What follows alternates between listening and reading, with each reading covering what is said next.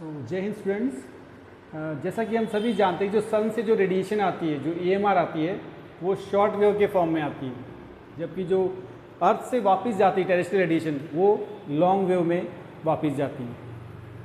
But ये short wave कितनी short होती है, इसकी कोई वेवलेंथ होगी। जो लॉन्ग वेव जाए उसकी भी कोई वेवलेंथ होगी। तो इसको डिफाइन करने के लिए हम यूज़ करते हैं रेडिएशन लॉ का, जो एक है विन्स लॉ। इसको हम यूज़ करते हैं रेडिएशन लॉ के अंदर, जो second law that is the Wien's law. तो विन्स लॉ क्या कहता है? It state that the wavelength of the radiation emitted by an object is depends on the temperature. यानी जो वेवलेंथ है किसी भी रेडिएशन की वो उसके टेम्परेचर पे डिपेंड करती है। इसको हम अदर वर्ड्स में कह दो, the wavelength is inversely proportional to the temperature of that body. किसी भी ऑब्जेक्ट का जो टेम्परेचर है और जिससे रेडिएशन निकल उसकी जो वेवलेंथ है वो आपस में इन्वर्सली प्रोपोर्शनल है। ठीक है, इसका जो फॉर्मूला हम लिखते हैं lambda max is equal to a divide by T. This is the formula of the Wien's law. जो रेडिएशन का लॉ है विन्स लॉ, उसका फॉर्मूला है। इसमें lambda is for the wavelength and a is the Wien's constant and T is the temperature in kelvin.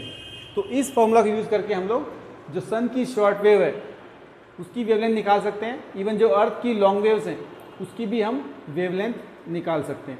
तो आइए देखते हैं कैसे हम इसमें करते हैं कि अगर सन के कांस्टेंट देखें हम सन के इसमें तो लैम्डा मैक्स अगर हम निकालते हैं इसका जो वेवलेंथ है तो हम ए की जो वैल्यू है, जो विंग्स कांस्टेंट उसकी वैल्यू है 2987 और सन का जो टेम्परेचर क्या है, surface temperature it is 6000 kelvin. तो अगर हम इसको डिवाइड कर देते हैं so the answer will be 0.497 micrometre और माइक्रोन्स। तो अब ये वेवलेंथ शॉर्ट है या लॉन्ग है? It is the short wave.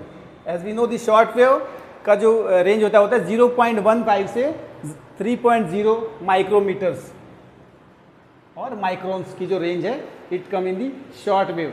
और जो लॉन्ग वेव उसकी जो रेंज है वो है 3.0 से 100 माइक्रोमीटर्स। तो सन का क्या आंसर आया? 0.497। It means it is having the short waves. और हम अर्थ के कॉन्टेक्स्ट में देखें तो अर्थ में जो अर्थ का जो टेम्परेचर है इट इज़ 288 केल्विन। तो इसमें अगर हम विन्स कांस्टेंट की वैल्यू डालते हैं 2987 और तो इसका आंसर आता है 10.37 माइक्रोमीटर्स। तो ये कैसी वेव्स हैं आपकी? ये लॉन्ग वेव्स हैं। तो विन्स लॉ ये प्रूव करता है कि जो सन से आने वाली जो वेव्स हैं वो शॉर्ट वेव हैं और जो अर्थ से टेरेस्ट्रियल रेडिएशन वापस जाती है these are the long waves. So this is the Wien's law. ये बहुत ही इंपॉर्टेंट लॉ है क्लाइमेटोलॉजी में भी और इवन आपका रिमोट सेंसिंग में भी ये लॉ आपका आता है। तो इसमें आपको सिंपली जो रिलेशनशिप है वो टेम्परेचर का वेवलेंथ के साथ है। और कैसा रिलेशनशिप है? इन्वर्स रिलेशनशिप है। It is inversely proportional. अगर टेम्परेचर बढ़ेगा तो वेवलेंथ कम होगी उस रेडिएशन की। अगर यानी विन्स लॉ के अनुसार टेम्परेचर का जो रिलेशनशिप वेवलेंथ के साथ है वो इन्वर्स है, यानी कि इन्वर्सली प्रोपोर्शनल है। अगर टेम्परेचर किसी चीज़ का बढ़ेगा तो उसकी वेवलेंथ शॉर्ट होगी और टेम्परेचर अगर कम होगा तो वेवलेंथ लॉन्ग होगी। क्योंकि अभी सन का टेम्परेचर बहुत हाई है, 6000 केल्विन है, तो उसमें से शॉर्ट वेव्स रेडिएट होती हैं। और अगर आपका अर्थ का हम देखें टेम्परेचर 288 केल्विन, इसके कंपेयर में ये बहुत लो है।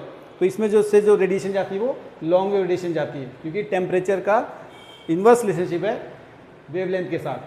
ठीक है, तो आई होप आपको समझ में आएगा विन्स लॉ। फिर भी कोई डाउट है तो आप कमेंट बॉक्स में क्वेश्चन कर सकते हैं। Thank you.